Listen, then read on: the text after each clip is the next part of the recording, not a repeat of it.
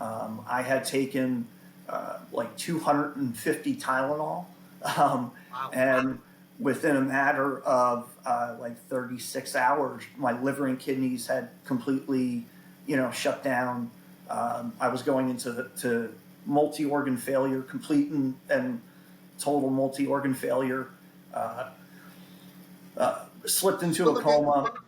let me ask you a question. Was that a whole bottle you pretty much just took down to? Yeah, yeah, like Wow. basically a Costco-sized bottle. I Yeah. was determined, uh, and it was what was at hand Yeah. that I knew. I knew it would get the job done, Absolutely. and unfortunately, it thankfully it didn't, do the job, but it did in the sense that I had, you know, ended up in a coma for 2 months altogether, um, four flat lines, like Oh, wow.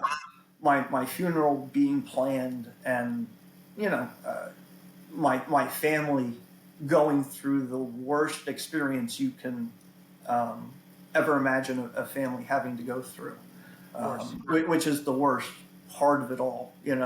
Um, I went through what I had to, but what everybody else had to go through um, was far worse than what I experienced. Of course.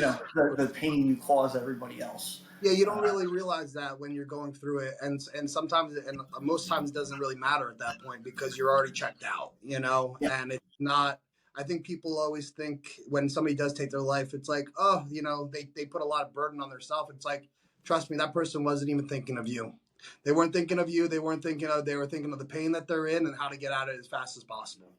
yeah, yeah, And I think that's the hardest thing for a lot of people when they don't, when they're on the opposite spectrum of where I was at, where you were at, where it was like you keep thinking to you that I don't want to be here for you. It's no, I don't want to be here for me anymore.